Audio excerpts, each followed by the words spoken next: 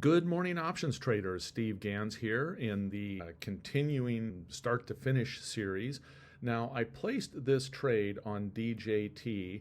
This is a paper trade prior to the election. My premise at the time was that if Trump won the election, that the stock would likely rally a little bit, but probably not too far because right, wrong, or otherwise, it's just not a profitable company. And given the alliances with Twitter and Elon Musk, or X, I should say, I think personally it's likely that this may get folded or somehow merged or whatever, but it's not a very good profitable company unto itself right now. So I was expecting a little bit of a pullback in it. And if we take a look at our market, I'll look at that in just a second, that is what happened. So what can I do with this trade now? Well, I'm up about 16%. So I could just go ahead and sell these two spreads, or close these two spreads, I should say, and take out a 15% profit. But I'm going to show you another alternative, a way to adjust. And that way to adjust is essentially taking this further out spread here and moving it closer. And maybe I won't take as much risk in it now. So I'll look to basically move this spread closer into the money. And when I do so, I'll be taking an additional premium because this trade out here is going to be a winner. That spread's going to be a nice winner right now. And then I will get additional premium for this spread that I'll be taking right in here. So let's see what that looks like. Let me go ahead and turn off my annotation here. And to do this, the way I need to do this is I need to come in, and I think people maybe aren't aware of this to some extent within Option Strat. I want to come in and I want to buy to close. So I'm going to buy to close all of those. I can say how many. I'm going to buy to close all of those. And if we take a look at that, my cost basis was $10. I sold that for $10. I'm going to buy it back for $2. So nicely profitable on that specific strike. And then I'll do the same here. I will come in and I will sell to close this one. Now I will have lost money on this one, but the variance between the two means that I made money overall on those two. So I will sell to close.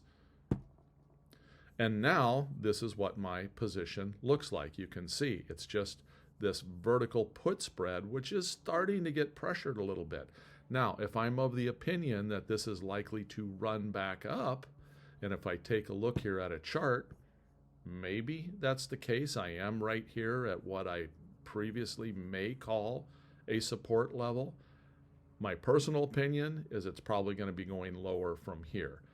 If I feel that way, and I do not want this $600 in downside risk, again, one way I can do that is I can come in and maybe sell a call, even maybe down here at 35. So let me come in. I'm going to sell a call, and I will put that here at 35. And I don't want unlimited risk to the upside, which is what this naked call would give me. So I need some protection there. So I also want to come in and I want to buy a call, and I'm going to buy that call.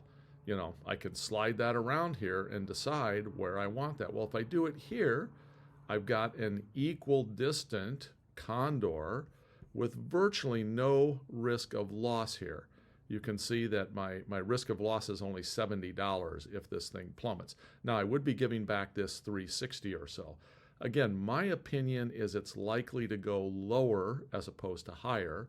So I want to take out any chance of downside loss. So I can do that by doing something along these lines. In this case, I've put my risk up here. I've removed my risk down here. So if this continues to drop, this is going to give me decent profitability, at least $130 in profit here to the downside. Now, the reason this has a little bit of funny look to it here, the bid-ask spreads on this are quite wide. So I just need to keep that in mind when I'm trading something like this.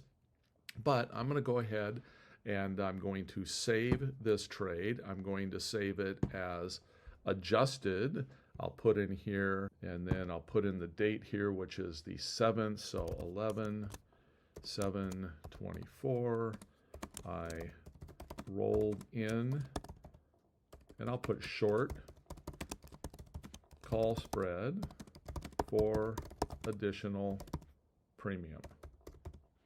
And again, I have to know, and I'm not going to overwrite my existing trade. I want to keep my existing model there so I can kind of contrast and compare how those two do. So I'm going to save this as a new trade, and I will copy this link. I will share it down below in the comment section. If anyone out there has any comments, please feel free to offer them up.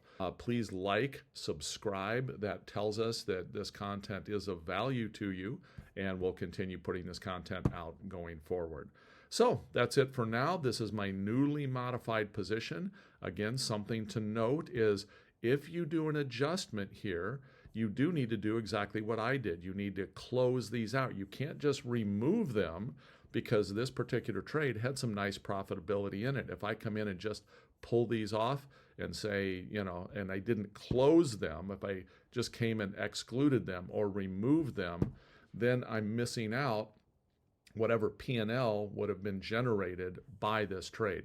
So I physically have to come in and close these in order to capture that P&L and have that prior P&L built in here as part of my overall profit or loss. So that's it for this morning. Take care, everyone.